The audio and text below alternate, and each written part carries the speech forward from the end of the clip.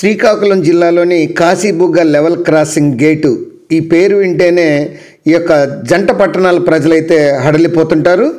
Present ఇది 15 ఏళ్ళుగా ఈ యొక్క దీని నిర్మాణం ఆగిపోయింది. ప్రజెంట్ కూటమి ప్రభుత్వం దాని మీద ఫోకస్ పెట్టి పనులు స్పీడ్గా చేస్తుంది. ఆ వివరాలను ఈ వీడియో ద్వారా వివరిస్తాను. వీడియో చివరిదాకా చూసి ఒక్క లైక్ ఇవ్వండి friends. Kashibugga level crossing gate ఈ పేరు వింటేనే ఈ యొక్క జంట పట్టణాల ప్రజలు హడలిపోతుంటారు. పట్టణంలోకి వెళ్ళాలన్నా బయట ప్రాంతాలకు రావాలన్నా నిత్యం నరకమే. ప్రతి 10 నిమిషాలకు వచ్చేటువంటి రైళ్లతో గేటు వేయడం, గేట్లు తీయడం, వందల సంఖ్యలో వాహనాలు నిలిచిపోవడం, ఇది గత 10-15 ఏళ్ళుగా తీరనటువంటి ఒక సమస్య, ఒక ఇబ్బంది. దానికి ముగింపే లేకుండా పోయింది. 2009లో ప్రారంభమైనటువంటి ఈ పైవంతెన నిర్మాణ పనులు నేటికి పూర్తి కాలేదు.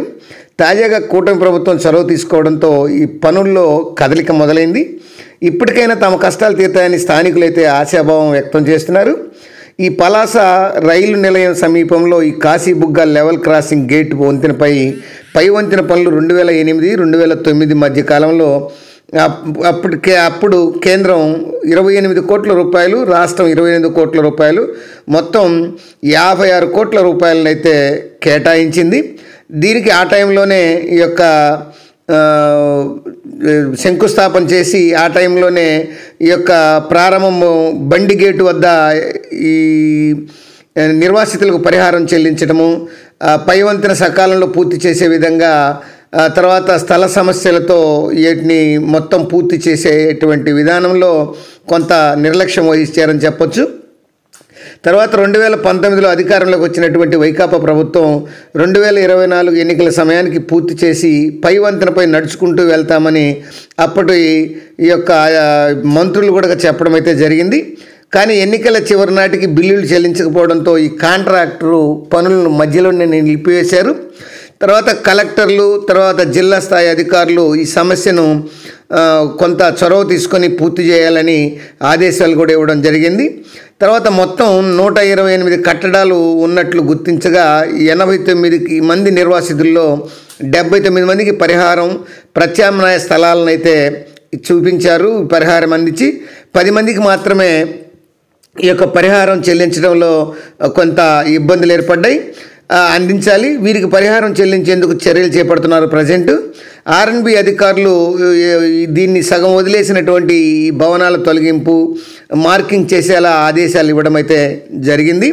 ఇక 2024లో కూటమి ప్రభుత్వం అధికారంలోకి రావడము, ఈ యొక్క పలాస ఎమ్మెల్యే గౌతి శిరీష గెలుపొందడంతో ఈ వంతెనపై కూటమి ప్రభుత్వం ప్రత్యేక దృష్టి అయితే సారించింది. ఈ కేంద్ర మంత్రి కె రామ్మోహన్ నాయుడు మరియు రాష్ట్ర మంత్రి అచ్చెన్నాయుడు దృష్టికి తీసుకెళ్లి దీని పనులు పునఃప్రారంభించేలాగా ఈ యొక్క ఎమ్మెల్యే చొరవ చూపారు. కేంద్ర ప్రభుత్వం పరంగా ఉన్నటువంటి సమస్యలు పరిష్కరించాలని ఈ కేంద్ర మంత్రులు అశ్విని వైష్ణవ్, నితిన్ గడ్కరీలకు వినతిపత్రాలు ఏదైతే ఇవ్వడం జరిగింది. ఇదే సమయంలో రాష్ట్ర ప్రభుత్వం దృష్టికి తీసుకెళ్లి ప్రమాదకరంగా మారినటువంటి ఈ రహదారి మరమ్మతులకు 18 లక్షలతో వంతెన వెంటనే పక్కనే అప్రోచ్ రోడ్డుకు మోక్షం కలిగించారు.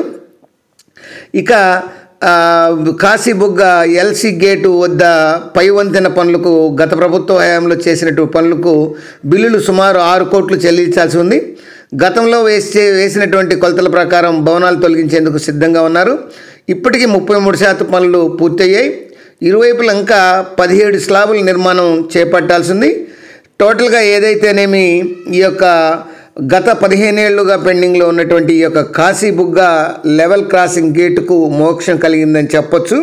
అది ఫ్రెండ్స్, మరొక అంశంతో మళ్ళీ మీ ముందుంటాను ఫ్రెండ్స్. జై హింద్.